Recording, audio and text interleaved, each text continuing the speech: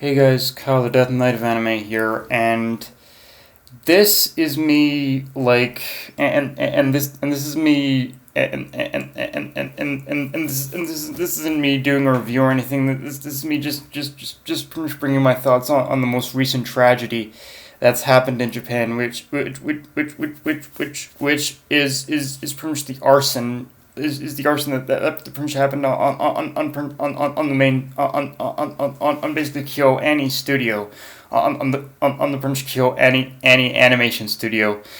And this is one of those things where you just kind of wonder, like, this is one of those moments in history where it is tragic for so many reasons. It's pretty much tragic for it's basically tragic for it's pretty much tragic in the case of basically everyone who's basically lost their lives or pretty much lost their livelihood now, like or lost their livelihood now, but on the or lost their livelihood now, but it's and and I'd argue even to but and I'd argue to pretty much a bit of a lesser but also more important degree. It is an extreme blow to the animation industry, obviously, but yeah, just it's it's just it's just an absolute extreme blow to the but more importantly, like I said, it's just an absolute extreme blow to in order to everyone at that studio who worked at that studio who's either lost their lives or lost their livelihood now. Like this is one of the, it's just one of those things where you just kind of you ponder what would drive someone to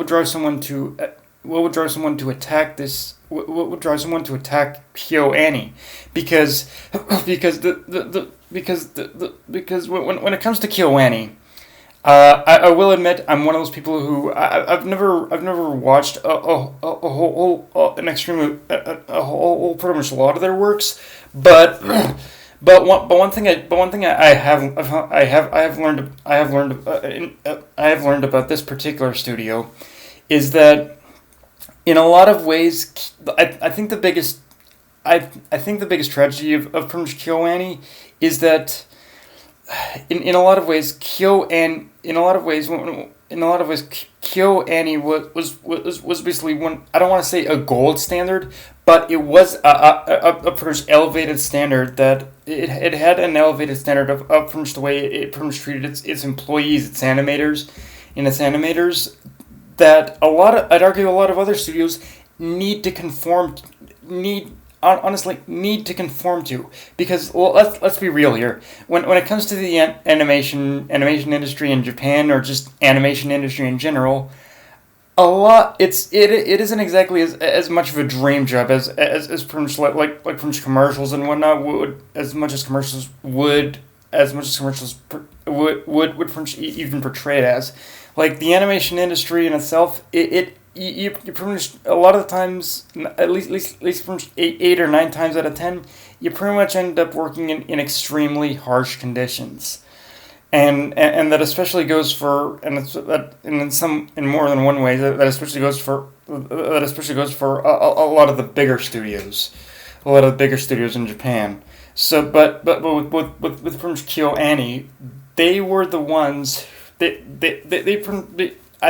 think because they themselves were pretty much a smaller studio, it kind of it allowed them to be like this.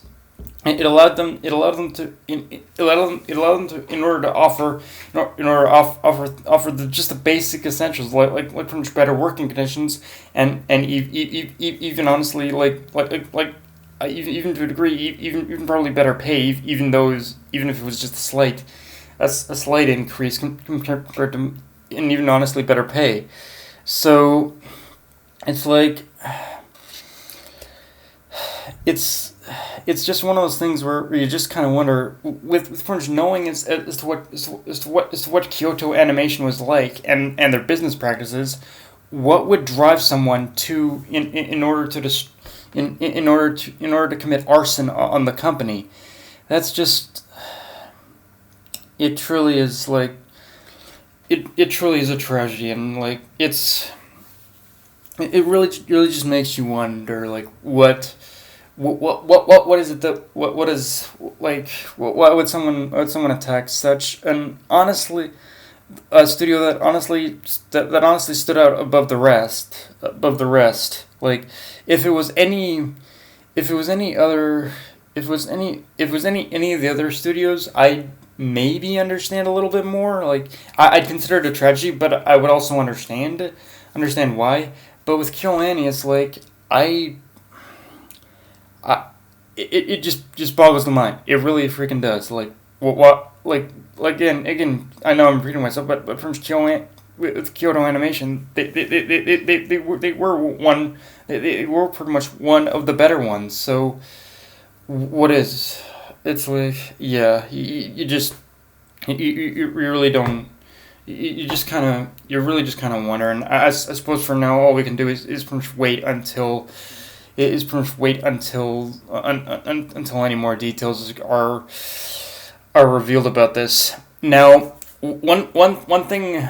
Now, one thing I will say is that, and anyone who is ready and willing to help, um, when ready and willing to help, Crunchyroll has pretty much released has released a statement and pretty much an article on the Kyoto animation fire, and what they've done is basically essentially from is basically started a campaign, that started a bit of a campaign, it started a bit of a campaign, a campaign to a bit of a campaign to help, a bit of a campaign to help, in order to send funds to KyoAni. So what I'm gonna do is I'm gonna link the I'm gonna put the link I'm gonna put the link to the article in the in probably the comment section and the description below. And I really, I really recommend you pretty much go, you pretty much go there and pretty much send as, and you send as, you basically read the article, obviously, and pretty much send, as pretty much as, and send, pretty much send as much as you're able, because I read the article, and pretty much what it is pretty much that you're pretty much buying, pretty much KyoAni artworks, and the funds are kind of, and the funds are going to be sent, are going to be sent to the relief effort, so to speak. So, yeah, I'll link all that in the description below. But yeah, just help KyoAni, guys. They pretty much need, they basically need it. This is an animation studio that deserves our help. But yeah, guys, that's my review. But yeah, guys, that's pretty much all I've got to say on this whole thing. Um, yeah, just pretty much send, just pretty much, you have the opportunity in order to help, and if you can, I urge you to do that. But yeah, just I've got nothing else, guys. Just, this is a tragedy. Bye.